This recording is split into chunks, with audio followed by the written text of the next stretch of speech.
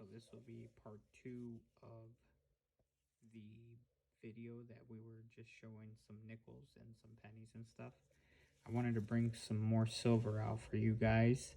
So this here is something that, again, I found this in one of my older collections. Now, why I decided to put them in vacuum sealed airtight containers, um, you'd have to ask the past version of myself. As I continue to learn and grow about coin collecting, I guess I would have or I should have known better. But at the time, this was the best that I could afford when I first started collecting silver, stacking silver, if you will. And when I would buy these at the local coin shop that I would go to, very trusted coin shop, and I believe they also do business on eBay. Um, I would just really appreciate buying these coins, and I would shop from the coal bin, or junk silver, whatever you want to call it. So this very well could have been one of those pieces, but again, at the time, I felt like it is a silver coin, and I just wanted to protect it as best as I could. I wasn't sure if it would acquire any additional damage along the line, but I guess now I know that it being a coal coin, it doesn't necessarily have to be in this airtight container. So I will probably at some point remove this coin and separate it, because this probably just holds more sentimental value than it should inside of this coin. So I'll probably separate all of these that are in these airtight containers and actually use them for other coins that would definitely preserve a little better and hold up longer, I guess, and not in the condition that these are in. So, I mean, still a great coin overall, but it does look like maybe at some point it was cleaned, and that's probably why it was sent to the coal bin. This beautiful piece dollar here. Again, it's always such a beauty to kind of figure out where these came from and why they ended up where they did. The good thing is, we all can see silver and spot it almost a mile away, especially when you have a chance to test it for sound or weight. So those things definitely help. And then last but not least, I just wanted to show you guys here. I'm not sure if you can tell what that is just by the top there. There we go. Nice little Merc dime that we got. And again, this is something that we pulled from, I want to say, the archives, if you will. But it's not really the archives. It's just an older coin that I had. This was probably something that I purchased sometime in 2012. I ended up meeting somebody on Craigslist, and they had a lot of these Mercury dimes on their Craigslist posting, and I ended up buying, I want to say, maybe almost $1,000 worth of silver content from them, and at that time I was really inexperienced. The good thing is this individual was more of an elderly individual. Just kind of from talking to them, it seemed like somebody you could trust, and I love to give people the benefit of the doubt. So they were able to let me open up a few of these. I ended up taking some of them out. I did some of these sound tests then, and I had a small magnet with me, and I just kind of ran it over a couple in the cases, and none of them stuck. I had Mercury dimes, I had some quarters, and I think that was about it. But yeah, everything from my understanding up until this day turned out fine. So if I bought fake silver from that person, I would never really know. I'd have to do new tests. But most of these are sitting in a vault off-site at one of my local branches, since again, I don't like to keep a lot of this at home, and I don't necessarily have the room for it.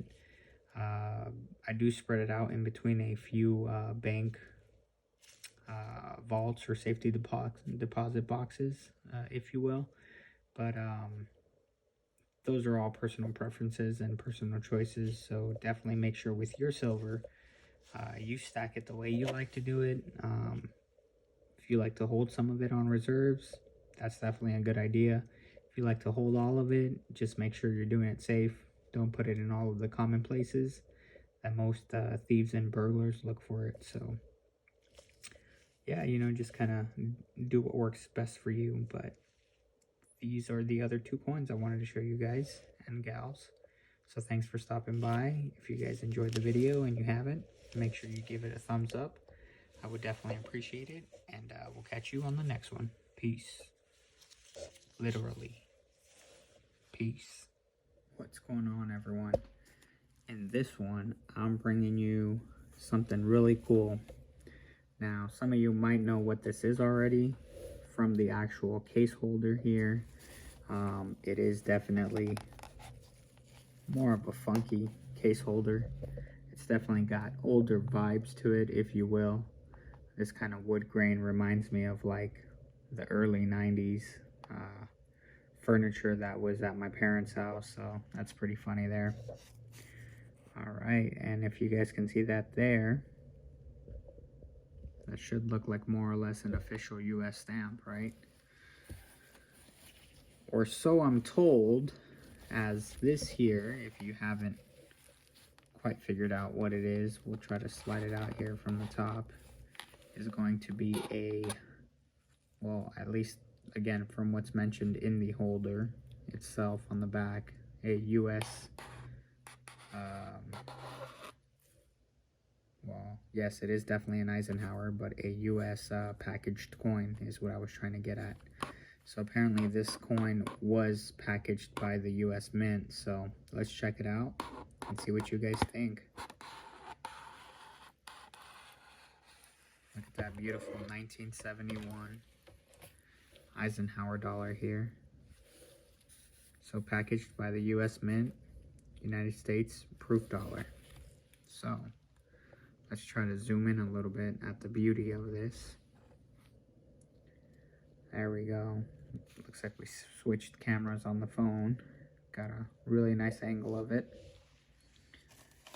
So this 1971, I would more than likely have to probably pause the video and see what the mintage on this was. I do know that a lot of the coins themselves did end up having, especially these Eisenhower dollars, because they were only minted from, I believe, 71 to 79, they did end up having a very large amount of mintage every year. I do know from watching other YouTubers videos that the 1973, I believe, and I don't know if it's 72 and 73 or 73 and 73, like 2 mint marks, but I do believe the 73, they only minted about, I want to say it was 2 million at each mint, so that's definitely something neat. If you find a 1973 Eisenhower, just make sure you double check online, but it might be worth something, or it might be worth keeping, especially if it's in more or less like proof-like condition, or any kind of just even close to brilliant uncirculated. So the nice thing is, if I did remember correctly, and it looks like I did, this package actually comes with the pre-cutout on the back end, so that you could see that the back end of the coin there without having to remove it from the packaging, right?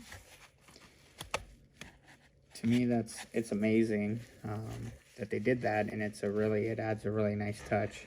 But we're gonna go ahead and bring it out either way, just because I want to give you guys the full scope of this coin so you can see how beautiful it is. And this really is a stunning coin. Again, this was one of those deals where I'm pretty sure I bought this at a good price. Somehow in the past, I would just get better deals on things like these than I can find now, or maybe just I'm not looking hard enough anymore. But I'm pretty sure this proof dollar with the case and everything, I'm almost positive I paid about $10, maybe $15 for this, but I remember it was a steal at the time, so I just couldn't pass it up. Just things that you would kind of see advertised, and I'm pretty sure this one was something that I bought off of OfferUp. So yeah, guys, check that out. Such a beautiful proof dollar. I never get tired of looking at these proof dollars, especially when they are Ike dollars. You guys know that I do hold that special passion for Ike dollars, Morgan dollars, Peace dollars. I wish I had standing Liberty dollars. That would be amazing. If anybody would like to be featured on my channel and wanted to do a mail call, I could definitely review your standing Liberty dollars and then return it to you. Definitely not asking to keep any of those, but that would be nice if someone was willing to loan me one to review. Standing, or I think it's actually, sorry, it's the seated Liberty dollars, is, if I'm not mistaken, actually. It's not the standing. Seated Liberty dollars. So I'm hoping to add one of those to the collection. I think if I can ever make it to maybe 10,000 subscribers, that would definitely be nice. I'd definitely go out and buy a standing Liberty, or sorry, seated Liberty for myself. And who knows, we might even be able to give one away. That would be definitely exciting and intriguing. So with that said, guys, we're gonna go ahead and end this video here.